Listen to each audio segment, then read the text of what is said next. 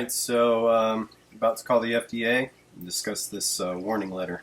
So we'll see what happens. They've given me a specific number to call so that they can record it as well. So we'll see how it goes.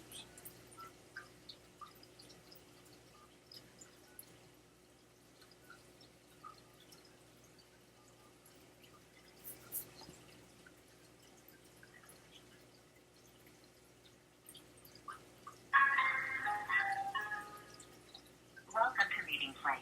Enter the meeting ID number followed by the pound key.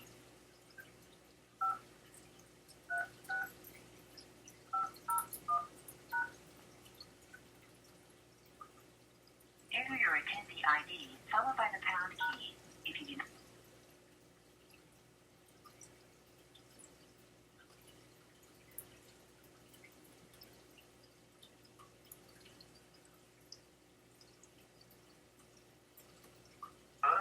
Hello.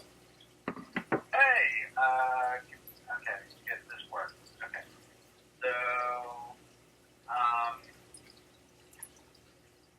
there a requirement about Wellman's on the phone, right? Yep. Okay, good. Okay. Okay.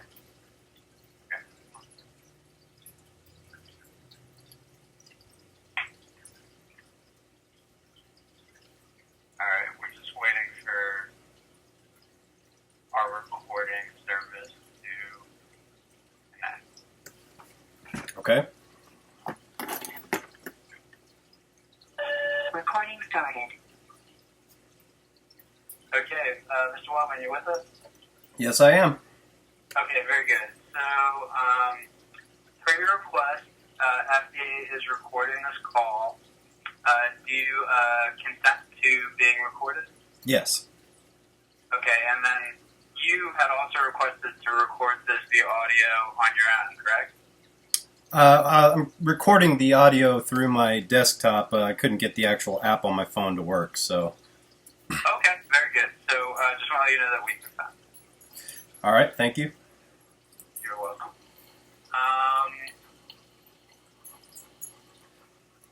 So, just for the recording, my name is Brian Hills. I'm a supervisory regulatory counsel within FDA, Center for Tobacco Products Office of Compliance and Enforcement. In with me is one of my regulatory counsels, Brianna. And we're calling you back today because you had reached out to us in response to the warning letter received, and you had some questions on how to comply. Yep. Okay, very good. So with that, please feel free to start asking your questions. Well, first of all, the letter gives no indication as to who the customer was that purchased, and I was wondering if that information is even available so that I can block that customer, or how I was even. I have received no information from an angry customer whose child purchased from me. None whatsoever. Right. So, as stated in the letter, this purchase was conducted by a minor as a part of an FDA investigation. And it showed that a minor could in fact, and did in fact, purchase a regulated tobacco product from your website. So this was orchestrated by the FDA to see if a minor could purchase from my site. This was an investigation of FDA, and the purchase was conducted by a minor, and they were able to purchase the product. Okay, so this wasn't an actual customer. This was just something that you did.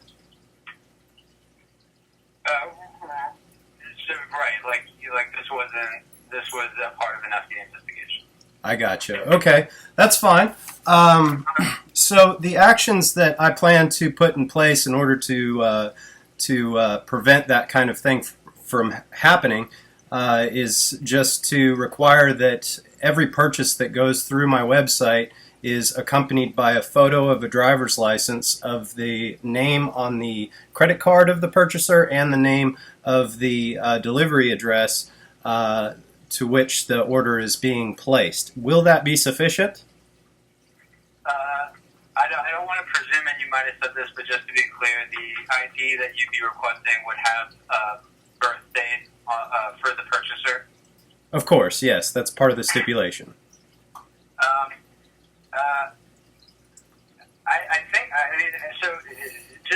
Just to be clear,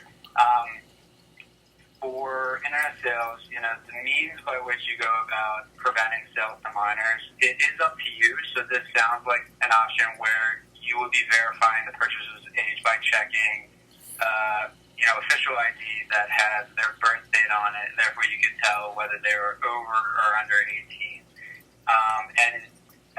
I don't want to presume again. So just to be clear, you wouldn't be selling to a person whose ID showed that they were under 18. Correct. Okay. That sounds to me like it would prevent a sale to a minor, and that's really ultimately why we sent the notice to you, because we just want to prevent that sale to minors. And so if that's, if you're comfortable with that as a preventative measure to prevent a sale to a minor, it shows that you would be verifying age. Again, just want to be clear, the means are up to you, but it does sound like that would be checking each customer to see if they're over or under, and could be a viable preventative measure. Okay. At what point is it the responsibility of the purchaser and the purchaser becomes liable? If I were to have a minor steal their dad's credit card and driver's license and, make a false claim on my website, at what point is that purchaser liable for their own fraudulent actions? Under the Federal Food, Drug, and Cosmetic Act, which is the federal statute that we in the Center of Tobacco Products enforce, there is no provision that makes it illegal for a minor to purchase the regulated tobacco product. I can't speak to it, but I know that every state has different laws, regarding the legality of the minor actually purchasing, and that's even outside of any sort of culpability there would be for, I guess, identity theft. Okay. But just in the federal context, we don't pursue any action against the actual purchaser. So the liability would still be on me then, if I had a fraudulent transaction.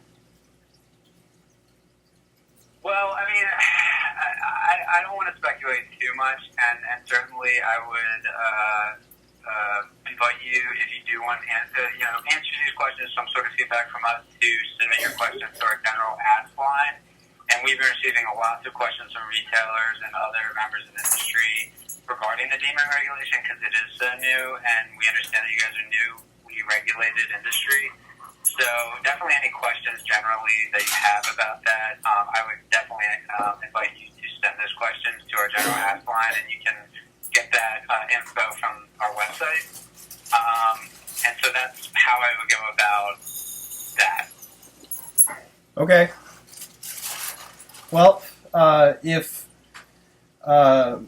getting a photocopy sent to our email to verify age and address of the purchaser will suffice, then that's what we'll do.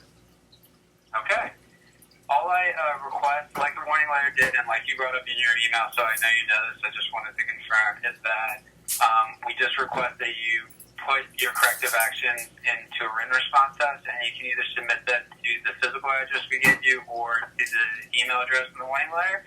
And then if you also would just put in that written response, not only the corrective action you're taking to address the situation, but also the time frame in which you're implementing it, which sounds like immediately, but we just ask that you put that in writing as well. Yeah, there's no problem with that.